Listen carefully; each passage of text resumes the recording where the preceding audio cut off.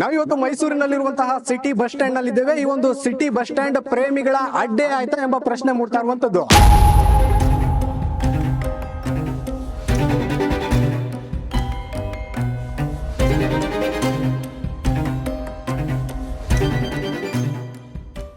ನಾವಿವತ್ತು ಮೈಸೂರಿನಲ್ಲಿರುವಂತಹ city bus stand ನಲ್ಲಿ ಇದ್ದೇವೆ. ಈ ಒಂದು ಸಿಟಿ ಬಸ್ ಸ್ಟ್ಯಾಂಡ್ ಪ್ರೇಮಿಗಳ ಅಡ್ಡೆ ಆಯ್ತಾ ಎಂಬ ಪ್ರಶ್ನೆ ಮೂಡ್ತಾ ಇರುವಂತದ್ದು. ಯಾಕೆಂದ್ರೆ ಈ ಒಂದು ಸಿಟಿ ಬಸ್ ಸ್ಟ್ಯಾಂಡ್ ನಲ್ಲಿ ಒಂದು ಸುರಂಗ ಮಾರ್ಗವನ್ನ ನಿರ್ಮಾಣ ಮಾಡಲಾಗಿದೆ. ಆದ್ರೆ ಈ ಒಂದು ಸುರಂಗ ಮಾರ್ಗ ಪ್ರಯಾಣಿಕರಿಗೆ ಯಾವುದೇ ರೀತಿಯ ಪ್ರಯೋಜನಕ್ಕೆ ಬರ್ತಾ ಇಲ್ಲ.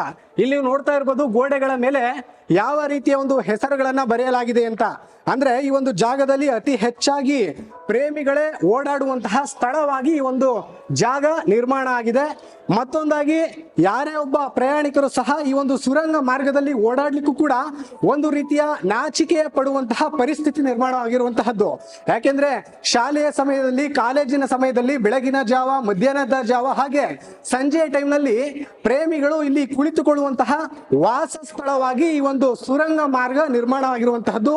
ಇಲ್ಲಿನ ಅಧಿಕಾರಿಗಳು ಸಹ ಯಾವುದೇ ರೀತಿಯ ಒಂದು ಕ್ರಮವನ್ನು ಕೈಗೊಂಡಿಲ್ಲ. ಇಲ್ಲಿ ನೋಡ್ತಾ ಇರ್ಬೋದು ಯಾರೇ ಒಬ್ರು ಪ್ರಯಾಣಿಕರು ಕೂಡ ಈ ಒಂದು ಸ್ಥಳದಲ್ಲಿ ಓಡಾಡ್ಲಿಕ್ಕೆ ಒಂದು ಅವಕಾಶನೇ ಆಗ್ತಿಲ್ಲ. ಯಾಕೆಂದ್ರೆ ಅವ್ರು ನಾಚಿಕೆ ಪಡ್ಕೊಂಡು ಈ ಒಂದು ಸುರಂಗ ಮಾರ್ಗದಲ್ಲಿ ಬರ್ತಾ ಇಲ್ಲ.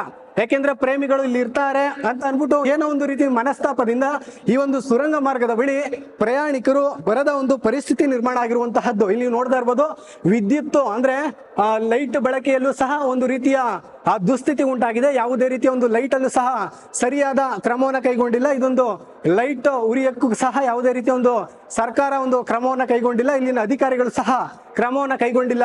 ಮತ್ತೆ ಇಲ್ಲಿ ಯಾವ ಯಾವ ಬಸ್ ಯಾವ ಮಾರ್ಗದಲ್ಲಿ ಹೋಗುತ್ತೆ ಎಂದು ಒಂದು ನಂಬರ್ ಅನ್ನು ಬರುತ್ತೆ. ಮತ್ತೆ ಬಸ್ ನಂಬರ್ ಆಗಿರ್ಬೋದು, ಬಸ್ ನೇಮ್ ಆಗಿರ್ಬೋದು ಇಲ್ಲಿ ಬರುತ್ತೆ, ಬಸ್ ಸ್ಥಳ ಬರುತ್ತೆ. ಆದ್ರೆ ಈ ಒಂದು ನಂಬರ್ ಪ್ಲೇಟ್ ಸಹ ಕೆಟ್ಟು ನಿಂತಿರುವಂತದ್ದು. ಯಾವುದೇ ರೀತಿಯ ಒಂದು ಡಿಸ್ಪ್ಲೇ ಸಹ ಇಲ್ಲಿ ಆಗ್ತಾ ಇಲ್ಲ. ಪ್ರಯಾಣಿಕರಿಗೆ ಒಂದು ರೀತಿ ಅನಾನುಕೂಲವಾಗಿರುವಂತಹ ಸಬ್ವೇ ಆಗಿ ಇದು ಮಾರ್ಪಟ್ಟಿದೆ. ಇಲ್ಲಿನ ಅಧಿಕಾರಿಗಳು ಸಹ ಸೂಕ್ತವಾಗಿ ಕಾರ್ಯವನ್ನ ನಿರ್ವಹಿಸಬೇಕಾಗಿರುವಂತಹ ಪರಿಸ್ಥಿತಿ ಬಂದಿದೆ. ಯಾವುದೇ ರೀತಿಯ ಒಂದು ಪ್ರಯೋಜನಕ್ಕೆ ಬಾರದ ರೀತಿಯಲ್ಲಿ ಈ ಒಂದು ಸುರಂಗ ಮಾರ್ಗ ನಿರ್ಮಾಣ ಆಗಿರುವಂತಹದ್ದು.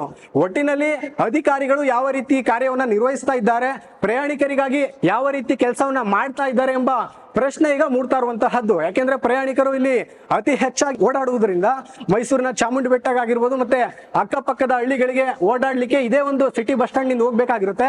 ಆದ್ರೆ ಈ ಒಂದು ಬಸ್ ಸ್ಟ್ಯಾಂಡ್ ನಲ್ಲಿ ಇರುವಂತಹ ಸುರಂಗ ಮಾರ್ಗದಲ್ಲಿ ಸರಿಯಾದಂತಹ ವ್ಯವಸ್ಥೆ ಇಲ್ಲದಿರುವುದರಿಂದ ಪ್ರಯಾಣಿಕರು ಯಾವುದೇ ರೀತಿಯ ಒಂದು ಸಂಚಾರಕ್ಕೆ ಓಡಾಡ್ಲಿಕ್ಕೆ ಒಂದು ರೀತಿಯ ಅವಕಾಶ ಇಲ್ಲದಂತಹ ಪರಿಸ್ಥಿತಿ ನಿರ್ಮಾಣ ಆಗಿರುವಂತಹದ್ದು. ಹೌದು, ನಾವು ದಿನ ಇಲ್ಲೇ ಕಾಲೇಜ್, ಇಲ್ಲೇ ಬನ್ಮಯ ಕಾಲೇಜ್ ನಮ್ದು. ದಿನ ಇಲ್ಲೇ ಓಡಾಡ್ತಾ ಇರ್ತೀವಿ. ಅಂದ್ರೆ ಇಲ್ಲಿ ಜೆರಾಕ್ಸ್ ಮಾಡ್ಸಕ್ಕೆಲ್ಲ ಕೆಳಗಡೆ ಹೋಗ್ತಾ ಇರ್ತೀವಿ. ದಾರಿನೇ ಬಿಡಲ್ಲ. ಎಷ್ಟೇ ಹೇಳಿದ್ರು ಫುಲ್ ಮುಳುಗೋಗ್ಬಿಟ್ಟಿರ್ತಾರೆ ಒಳಗಡೆ. ಏನ್ ಹೇಳಿದ್ರು ಸೈಡ್ ಬಿಡಲ್ಲ. ಪಾಪ ಅದು ದೊಡ್ಡವ್ರು ಬರ್ತಾ ಇರ್ತಾರೆ, ಹಿರಿಯರು ವಯಸ್ಸಾಗಿರೋರು ವೈದ್ಯರೆಲ್ಲ ತಿರುಗಾಡ್ತಾ ಇರ್ತಾರೆ. ಅವ್ರಿಗೆ ಪಾಪ ನಡೆಯಕ್ ಆಗ್ತಾ ಇರಲ್ಲ, ಮೆಟ್ಲದಾಗ ಆಗ್ತಾ ಇಲ್ಲ. ಸೈಡ್ ಬಿಡಿ ಅಂದ್ರೆ ಹೇಳಿದ ತಕ್ಷಣ ಸೈಡ್ ಬಿಡಲ್ಲ.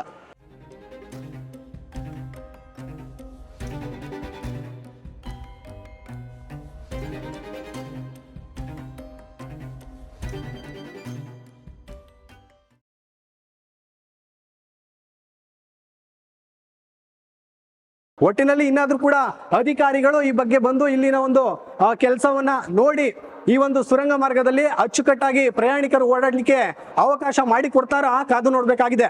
ಕ್ಯಾಮ್ರಾ ಪರ್ಸನ್ ಪವನ್ ಗೌಡ ಜೊತೆ ಸುದೀಪ್, ಇಂಡಿಯನ್ ಟಿವಿ, ಮೈಸೂರು.